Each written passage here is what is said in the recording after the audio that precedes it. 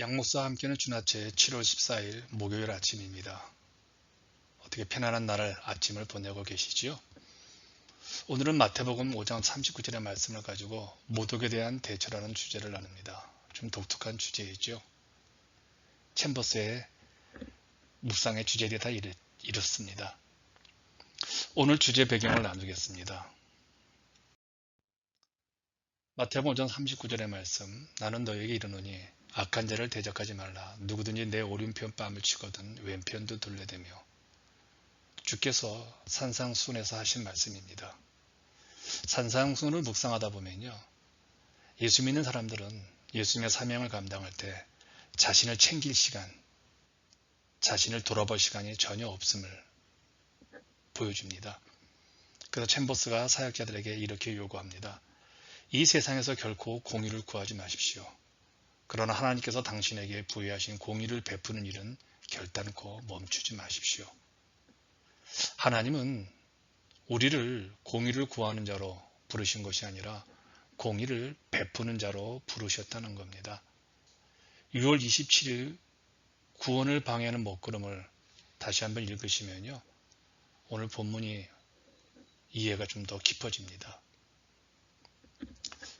첫째 묵상입니다. 모독은 기회입니다. 오늘 말씀은 우리가 잘 아는 말씀으로 주님께서 악한 자의 불의에 대항하지 말라는 말씀입니다.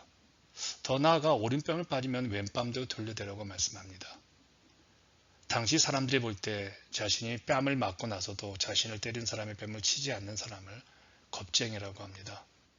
겁쟁이는 온유한이라는 표현에 들어가 있습니다. 그래서 당시 온유함은 힘이 없는 자들이 갖는 비겁함이었습니다. 그런데 주님께서는 그 비겁함을, 그 온유함을 믿음의 강함으로 바꿔 놓았습니다. 산상수는 주님께서 세상 사람들에게 하신 것이 아니죠. 주님을 따르겠다고 팔복산에 모인 그분의 제자들에게 하신 말씀입니다. 그래서 챔버스가 이렇게 말을 합니다. 영적인 차원에서 어떤 사람이 뺨을 맞고 같이 뺨을 치지 않는다면 이는 그 사람 안에 하나님의 아들이 계심이 드러나는 것입니다.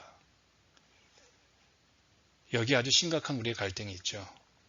나를 변호할 것이냐 아니면 하나님 말씀에 순종할 것이냐, 이 갈등이 있죠. 세상 사람들은 자기를 변호할 겁니다.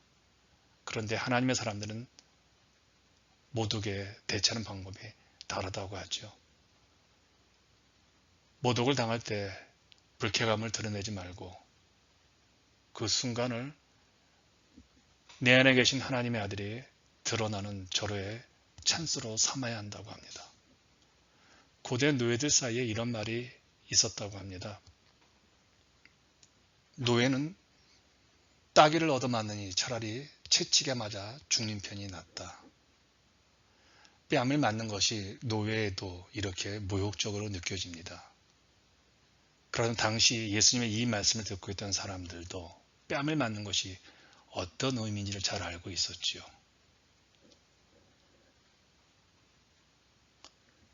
뺨을 맞는다.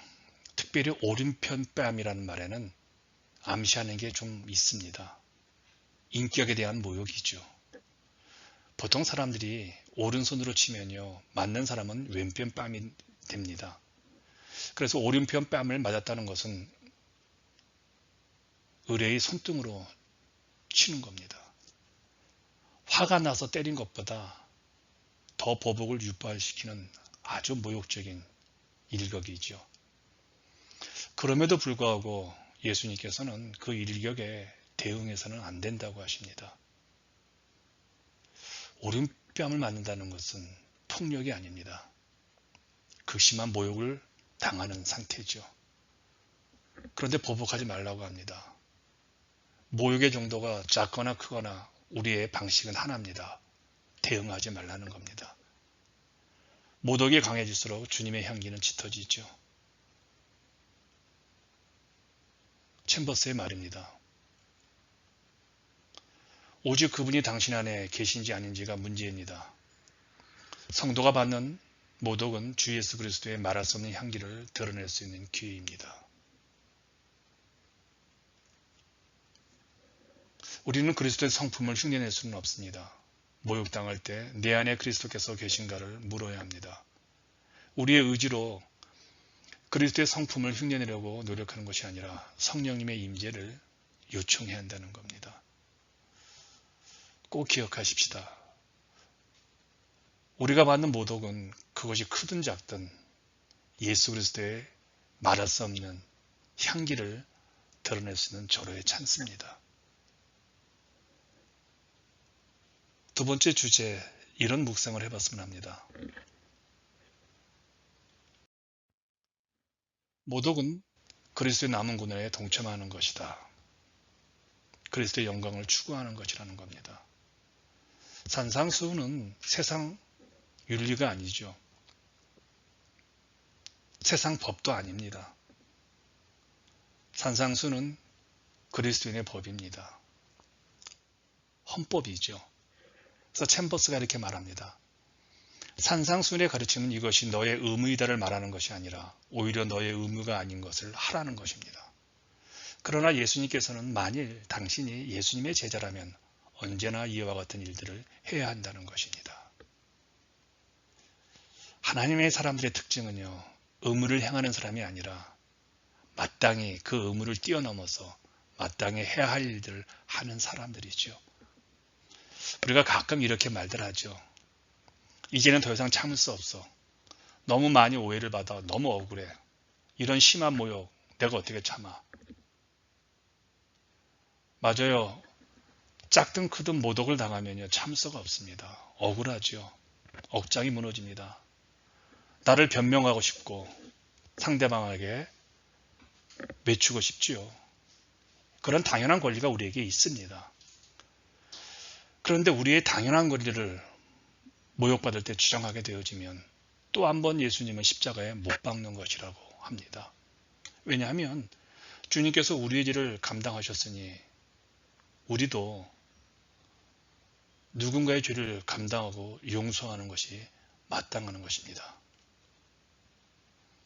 바로 이렇게 우리가 모독과 오해와 억울한 일을 당할 때 참는다면 예수 그리스도의 남은 고난에 참여하는 것이죠. 꼭 기억하십시다. 우리가 그리스도의 제자로서 사는 것은 나 자신의 영광이나 결백이 아니라 주 예수 그리스도의 영광에 드러나도록 하는 것입니다. 이게 가능할까요? 챔버스가 말합니다. 매일 주님과의 관계가, 교제가, 시선이 그분을 향해서 놓지 않을 때 가능하다고 합니다. 그리스도인으로서 사람들에게 오해를 받고 모독의 상황에 처했을 때 분한과 억울함의 당연한 우리 마음의 상황으로부터 우리를 자유케 하는 방법은 온 마음과 힘을 다해 주님과의 관계를 유지하고 지키는 것입니다. 온 마음과 힘을 다해 억울한 상황 속에서 하나님의 관계를 유지하려고 지켜나가려고 노력하면요, 사람들의 시선으로부터 자유로워집니다. 사람들에게 내가 어떻게 보이든 그리 중요하지 않습니다. 그래서 잠언 3장 5절이 이렇게 말합니다. 너는 마음을 다하여 여호와를 신뢰하고 사람들에게 인정받으려고 노력할 필요가 없죠. 꼭 기억합니다. 우리는 우리 자신의 것이 아니라 주님의 것임을 꼭 기억하십시오. 늘 말씀 나누면서 항상 개인적인 결단과 개인적인 고백을 합니다. 여러분도 함께 저랑 같이 한번 이 개인적인 결단과 고백을 했으면 합니다. 개인적으로 오늘 묵상이 참 어려웠습니다. 말이 어려운 게 아니라 순종이 어렵다는 것이죠. 그럼에도 불구하고 제 가슴 깊이 새겨야 할 말씀이라고 생각을 했습니다. 지난 세월 내가 사람들로부터 모욕을 당할 때 왜 내가 이런 대접을 받아야 하는 거지? 나는 나를 변호할 권리가 있지. 나를 보호하려는 본능이 있었습니다. 결국 참지 못한 나를 변호했지요. 결국 나는 나를 변호했지만 나는 하나님의 말씀에 불순종한 사람이 되었습니다. 너무 내 자신의 권리만을 생각했지 그 상황에서 주님 영광, 주님 남은 고난에 동참한다는 생각을 못했습니다. 이제는 달라져야 되겠죠. 다른 사람들에게 모함을 받을 때, 오해를 받을 때, 모독을 느낄 때 내 자신의 권리를 주장하지 않도록 노력해야겠다는 생각을 합니다. 나부터 먼저 언제나 주님이 원하는 성경적 올바른 삶을 살아야겠다는 생각을 해봅니다. 이것은 자신을 위해서는 공의를 구하지 말고 다른 사람에게 공의를 행하는 일을 멈추지 말라는 주님의 말씀에 순종하는 것이죠. 주님이 오늘 말씀하십니다. 계속 꾸준하게 내가 너에게 하라고 한 것을 하라. 내가 내 생명을 보호하리라. 내 상식보다 더 중요한 것이, 내 변호보다 더 중요한 것이 주님의 영광입니다. 오늘 당신에게 질문을 하고 한번 같이 실천했으면 합니다. 주님의 제자는 의무를 행하는 사람들이 아닙니다. 주님의 제자로서 나는 의무를 행하는 수준에서 그 의무를 마땅히 해야 할 일로 하겠습니다라고 고백합니다. 억울한 일을 당할 때, 모독을 받을 때 나의 마땅한 권리를 포기하고 주님의 남은 고난에 동참하는 삶을 살겠습니다. 내 변화보다 주님의 영광이 더 중요합니다. 꼭 기억하십시다. 억울한 일을 당했을 때, 모독을 느꼈을 때 누군가로부터 그런 일들을 겪을 때 나는 내가 주장할 수 있는 자기 변호와 자기 변명 권리가 있지만 그 순간도 주님을 바라보면서 조금 더 성숙하고 수준 높은 주님이 요구하시는 그런 믿음의 삶을 살았으면 합니다. 오늘도 승리하시고 행복하시고 우리 감사하시고 기쁨의 믿음의 길을 넉넉하게 승리하는 우리 모두가 되었으면 합니다.